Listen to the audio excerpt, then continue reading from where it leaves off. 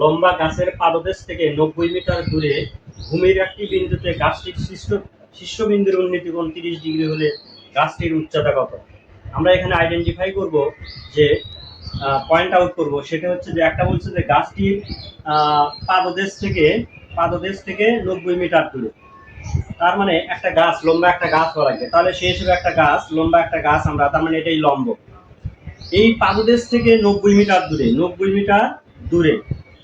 Metre দূরে ওই দূরে গাছটির যে শীর্ষবিন্দু আছে, এই শীর্ষবিন্দুর উন্নতি কোণ হচ্ছে 30 ডিগ্রি। 90 মিটার দূরে আমরা 30 ডিগ্রি কোণ এঁকেছি। তাহলে আমরা এখন দেখব এই কোণের এটা হচ্ছে লম্ব মানে লম্বা, তার মানে এটাকে আমরা এক্স ধরেছি। আর হচ্ছে নিচে পায়ের নিচে যেটা থাকবে আমরা জানি সেটা হচ্ছে ভূমি। আর এটা কি? এটা হচ্ছে অতির্ভুজ। এটা কি? অতির্ভুজ। অতির্ভুজকে আমি সরয়া দিয়ে প্রকাশ করি, লম্বকে ল দিয়ে প্রকাশ করি, আর ভূমিকে ভ দিয়ে প্রকাশ করি। আমি লঘল নামে একটা সূত্র পড়াইছিলাম আগের লেকচারে, আপনারা দেখে নেবেন। ল হ ল ডিভাইডেড সরয় আর হচ্ছে ভ, এইটা মনে রাখলেই হবে। আর এর সাথে কোনটা মনে রাখবেন কি? একটা হচ্ছে সাইন থিটা, এসে সাইন থিটা, তারপরে কস থিটা, আর হচ্ছে ট্যান থিটা। সেক্ষেত্রে তাহলে ট্যান থিটা মানে কি? ট্যান থিটা মানে লম্ব বাই ভূমি। আমরা এখন দেখবো এখানে লম্ব বাই ভূমি কোথায় আছে, সেটা আমরা দেখবো। এখান থেকে লম্ব বাই ভূমি আমরা নিয়ে নেব।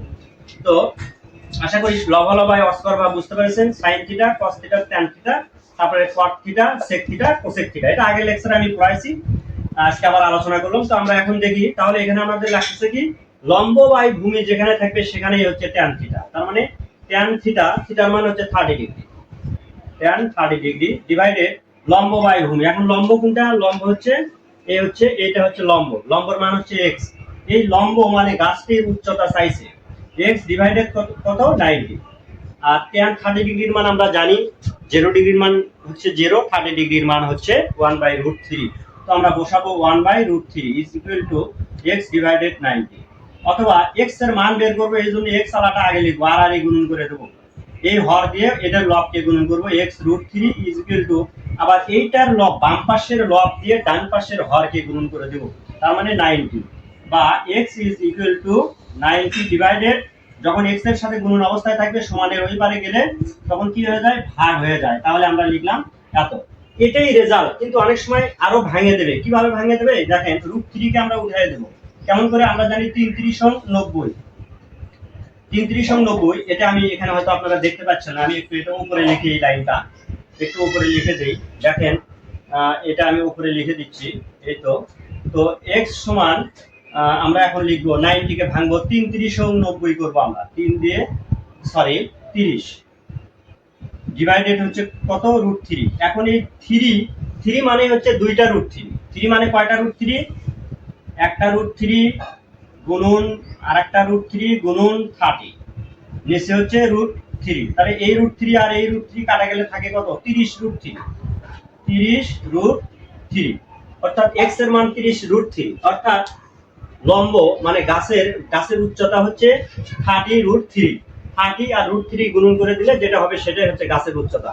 আশা করি বুঝতে পেরেছেন গাছটির উচ্চতা হচ্ছে। তাহলে আমরা রিপিট যদি করি, তাহলে একটি আমরা আইডেন্টিফাই করে নেব, ইন্ডিকেট করে নেব একটি গাছের পাদদেশ থেকে 90 মিটার দূরে। তাহলে একটা গাছ আমরা লম্ব করে আঁকবো, আঁকার পরে সেখান থেকে 90 মিটার দূরে চলে যাব। 90 মিটার যাওয়ার পরে এখানে বলছে 90 মিটার দূরে গিয়ে ওই গাছটির শীর্ষবিন্দু, এখন মানে কি? তার মানে এই শীর্ষবিন্দুর সাথে এটা যোগ করে দেব। শীর্ষবিন্দুর উন্নতি কোণ এই 90 মিটার দূরে গিয়ে করছে হচ্ছে 30 ডিগ্রি কোণ উৎপন্ন করছে।